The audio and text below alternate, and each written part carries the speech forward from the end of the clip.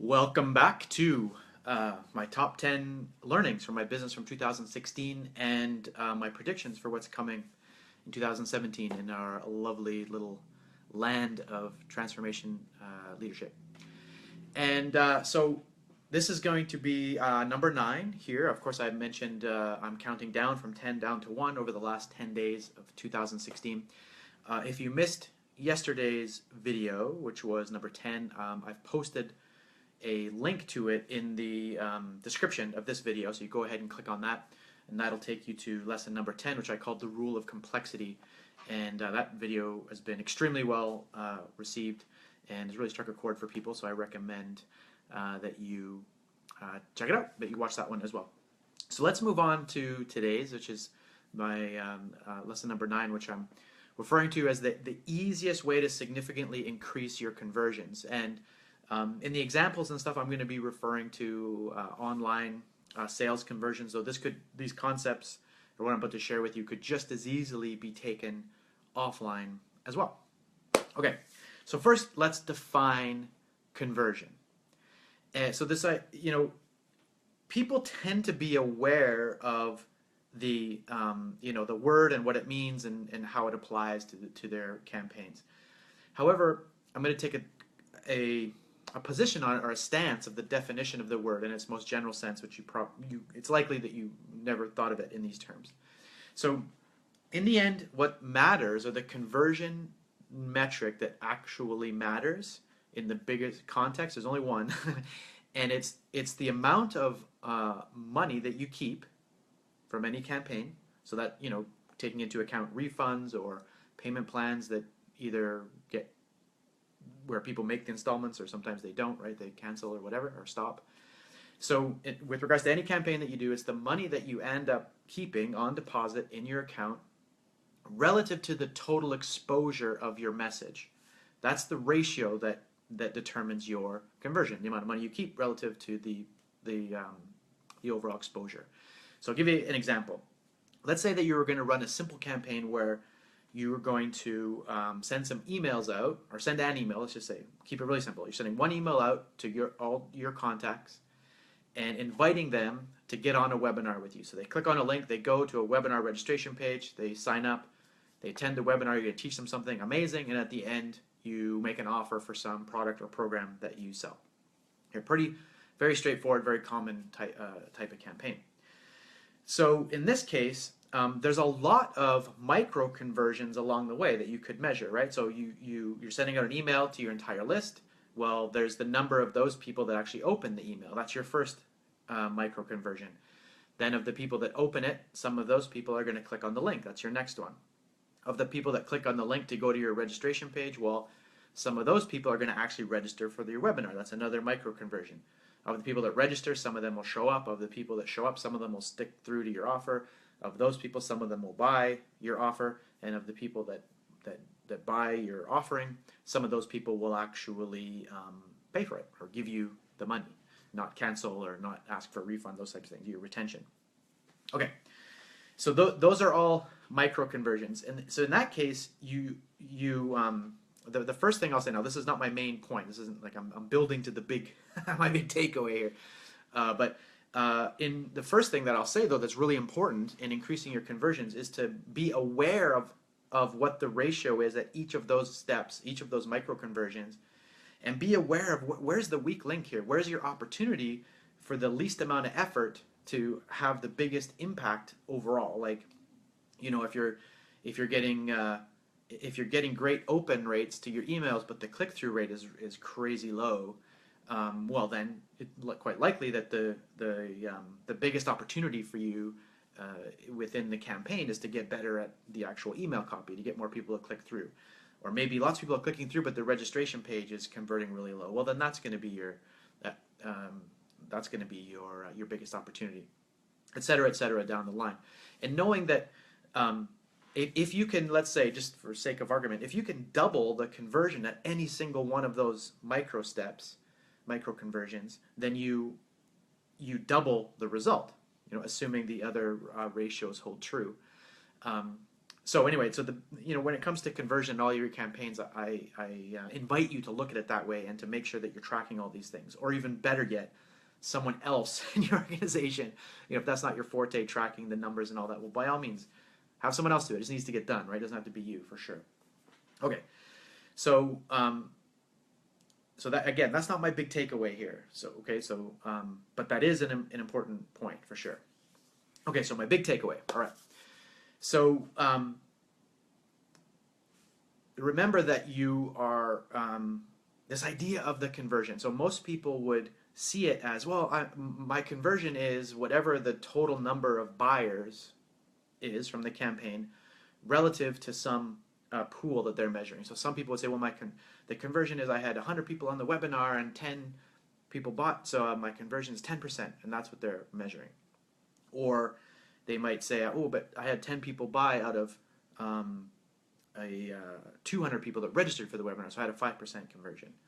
So these are all these are short-sighted. It's not looking at the entire picture. As I mentioned before, when you're looking at the bigger picture, the conversion is not the number of buyers, it's the dollars in relative to the total exposure. So if you're looking at it just from people that register for your webinar example, that's not the total exposure. In the example we gave, the total exposure would be the size of your email list, because you send an email out to that many people. There's that much potential. And the result isn't limited to the number of buyers. Like if you have 10 people buy something from you for $200, well, that's double the conversion of 10 people buying at $100. Obviously, you've made twice as much money. Therefore, the overall conversion is double. Okay, so hopefully that's all making sense. Building up to the big takeaway here. Because what the learning is that your biggest opportunity, okay, this is true for almost everyone in the transformation space. There'll be very few exceptions. Okay, there will be some exceptions, but very few. So it's very, very likely that your biggest opportunity to significantly increase your conversions, now remember, it's the dollars on deposit relative to the exposure. That's what I'm talking about here. The biggest opportunity that you have right now is to, in every campaign that you do, moving forward, every campaign, is to offer something else to the people that just bought from you. So in other words, you want to create an upsell, have an upsell in every single campaign. That's your, now I just mentioned about tracking all of these micro steps, all of these micro commitments, right? And finding the weakest one. Now that's important to do over time. However, what I'm suggesting is that what will trump all of that in the short term? In other words, what's something that you can do with the least amount of effort that's going to give you the biggest result right away? Offer an upsell. So here's a couple things I would like to say about that. Well, typically, if you do a really poor job of offering an upsell, it's going to add 20% to your conversion.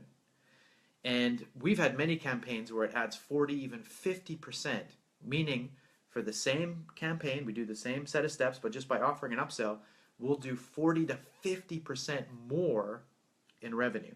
So we do a big launch and we do $1 million worth of sales of whatever the core offer is. Because we have an upsell in place, we'll do an extra $500,000 sometimes in sales. So it's the potential is huge. Okay, so how does it work? Well, when offering upsells in your campaigns, there's two ways to do it. And so I've tested many different variations, and what I've found gets the best results is to use both, to do both in every campaign that we do. So that's what we tend to do now. So how it works, the first is what I refer to as an inline upsell. And that's when you make an offer to someone immediately after they purchase something. So, or you could even do it if it's at a live event. If you're doing this offline, you could do it at the point of purchase. They're at the back table at your event, registering for something that you just offered for $2,000.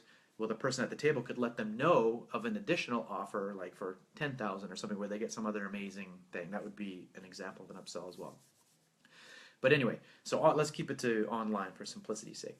So they make a purchase, and then there's what's called a one-click or a one-touch upsell, which most shopping carts now, pretty well all of them have this technology built in, where They fill out all their details, they hit the button to buy whatever it is, but the credit card transaction is actually held open. The literal transaction hasn't taken place yet, but the transaction is still open. And they land on a page where you can have a video or text. We tend to do ours in video, where let's say it's Callan, my business partner. Most often our campaigns are with her.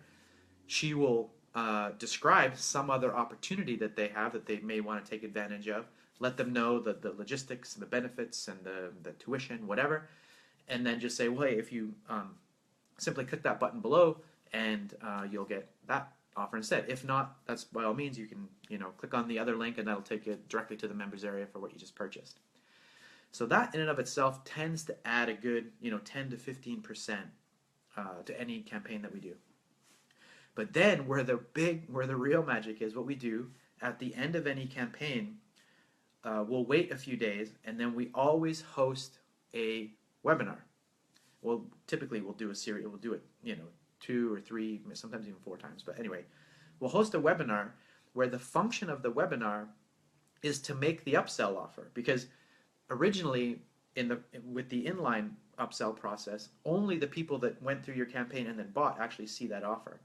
So then what we do is once the campaign's over, we just expose that offer to the entire community. Like if it's in a launch, let's say, we'll expose that offer to the entire launch list. And that will add an extra 20, 25, 30% conversion, meaning dollars in per campaign. So that's my big takeaway for you. For whatever reason, I find that in other communities, this is is kind of common knowledge, I think. For whatever reason, in the transformation space, the idea of upsells, they're underutilized. Barely anyone's doing them. And I think my take on it is, because it's not like people have never been exposed to the idea before. I suspect that it's an inner game issue, that people have the opinion that, if someone just bought something, they're making them another offer is uninvited or intrusive or forceful or salesy or manipulative or any of these things. But to whatever it is that you're utilizing in your core campaign and with your core offer, whatever tactics and ways of being that you're using to really connect with people and make them an actual offer as opposed to a sales pitch, those same rules of communication apply in the upsell. It really shouldn't be any different. There shouldn't be any forceful about it. I think if you've ever seen Callan and I do it, you'll notice that there's nothing about the video that pressures people or has them think that they have to do it to be successful. It's just another option. It's just another thing that gives them some other benefit. There's a question that just came in from Shelley. Question: is that upsell a higher price point than the original offer, especially with the non-buyers? Great question, Shelley. I said that really quietly, so hopefully that came through the mic. So Shelley's asking, is the upsell a higher price than the original offer? Yes. I like to... what seems to be the sweet spot if it's about 5 times higher. So if we have a $2,000 core offer, usually the upsell will be in about the $10,000 range typically. And when you can do the math for other price points, but and it's always that same. When we make the offer to the non-buyers of the original campaign, it's that same investment point, but it includes the previous offer. So let's say we have a $2,000 offer and then a $10,000 upsell. After the campaign's over, we'll do a webinar where we go direct to the $10,000 offer, but it includes for free the original $2,000 offer. So they're getting the same overall deal that the upsell people got. If that wasn't clear, when we do the inline upsell, the upsell is inclusive of the original offer, which we tend to always do things that way because it makes the articulation of the offer becomes much more appealing because they have a lot of value on what it is that they just purchased. If they it's one thing to say, hey, you're buying this thing, and then say, hey, there's this bonus that's worth $2,000. Well, yeah, okay.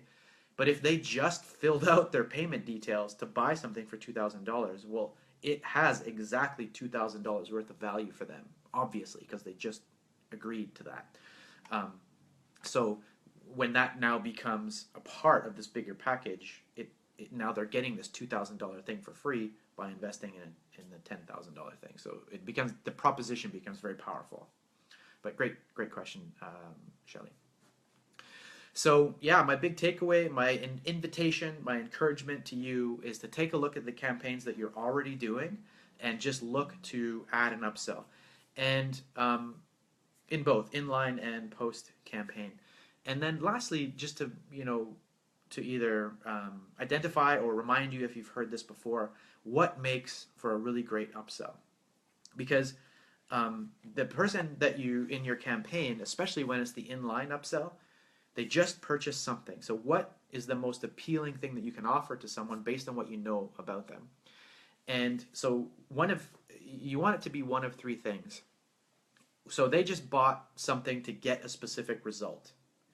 So the first thing that you can offer as an upsell is something that gives them more of that result. Now, when I say more, sometimes people misinterpret that, and they add as the upsell more features to the original offer. So saying, hey, here's your thing where you're going to get these videos and my group coaching or whatever, and then the upsell is, well, instead of getting 6 of these calls, you're going to get 12 of them. Well, that's not a great upsell. You're just giving them, that's more features. That's not going to be compelling. It has to be a promise that gives them more of the result. So that's a very important distinction. Another classic, a really great and compelling upsell is when you make an offer that whatever the result is, and then you give them an opportunity to get the result faster, sooner. Like how can they, whatever the result is, how can they get it a lot quicker or more instantaneous would be ideal, like immediate. So a done for you, as an example, would be compelling. You're gonna teach them to do something, and then the upsell is, well, hey, I'll just do it for you, and it'll get done, really quick. That would be a really compelling upsell. And then, so what did I say? I said more of the benefit, faster result, and then lastly would be an easier result. So how can they get that result that you're promising, but with less effort? So less of their own energy, less of their own time, whatever. That done for you is another, would be an example of that as well. So yeah, that's lesson number 9. Thanks for watching, and if you're not already a liker of my page, please go ahead and like it. The reason being, I've still got 8 more of these to go over the next 8 days. If you like my page, then Facebook will notify you as soon as I go live with those, so you'll know and you'll have access to it. And if you missed lesson number 10 that I did yesterday, the first one, that link is provided in the description of this video, so go ahead and watch that one. Any questions, any comments, anything, just go ahead, ask them below. I'll be on here throughout the day. I'm not doing a heck of a lot over the holidays, so I'll be mingling and be able to answer your questions and whatnot. And yeah, if this is a message you think that people do you have access to, you think it will serve them, by all means, share away. I would appreciate that as well. And yeah, until tomorrow, I guess, be brilliant, and thanks for watching. Bye.